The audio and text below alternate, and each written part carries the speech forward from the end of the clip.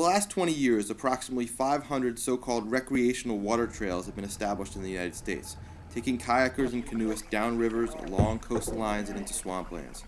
Water trails have become a way of bringing people to places they may not normally go, allowing them to see natural areas from a different perspective or vantage point.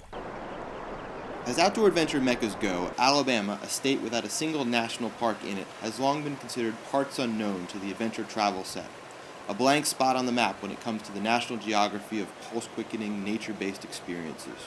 And yet, outdoor enthusiasts who live here will tell you that this is not because Alabama is lacking in natural beauty.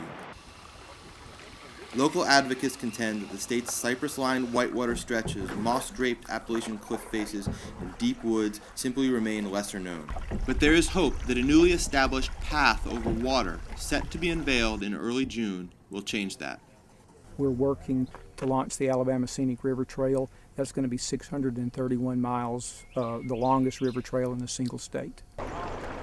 The new Alabama Scenic River Trail, which is comprised of 7 rivers and 2 creeks, starts on the Coosa River at the Alabama-Georgia state line near the small town of Osceola in the northeastern part of the state. It ends at Fort Morgan State Historic Site in Mobile Bay, after running through the second largest river delta in the country.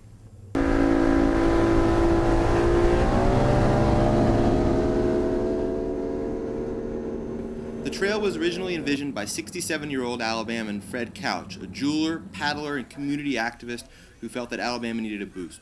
The project now has 50 to 80 volunteers and scores of public and private interests involved. Among the key volunteers in this effort is 70-year-old native Thornton Clark. We've taken teams down the river recently, several times, checking out the mileages, the facilities, the places where once you get down into the delta you need to identify where you want to make a turn. That was cool. Draw a line from one spot to the next over water, mark it, and the idea is that people will come. According to Jeff Duncan, Rivers Program Manager for the Southeast region of the National Park Service's Rivers, Trails, and Conservation Assistance Program, there's been a vast increase in the number of water trails that local communities want to create. That's definitely a movement that's afoot. Yeah. Nobody ever came to me and said, hey, wake up, it's time to do this. It's like everybody I talk to during the day, my business associates, my camping buddies, my kayaking buddies, cycling buddies, everybody says, this is happening, we better help it out. The Alabama Scenic River Trail joins the relatively small class of less than 20 long-distance water trails that are approximately 100 miles or more in the United States. However, unlike many other inland water trails that are typically nature-based or found along narrow water passages, the Alabama Scenic River Trail is far more Mississippi-like in character and dotted with a litany of natural and historic attractions. Long stretches of great wide river await the paddler. Locks, dams, bridges, and the occasional big ship are part of the trip. Sites accessible from the water include the Cahaba, the crumbled ruins of Alabama's original state capital.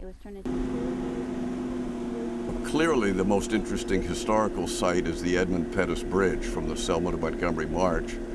And most people go over it in a car or on foot and don't realize what a beautiful, graceful arch it is. And the only way to see that is from down in the river.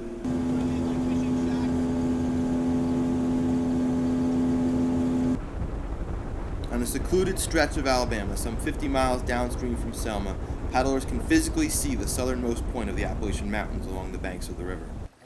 In the Delta section near Mobile, floating wooden platforms can be used as campsites, and alligators are added to the list of wildlife attractions visible while paddling. It took organizers of the 740-mile Northern Forest Canoe Trail over 10 years to open its water trail.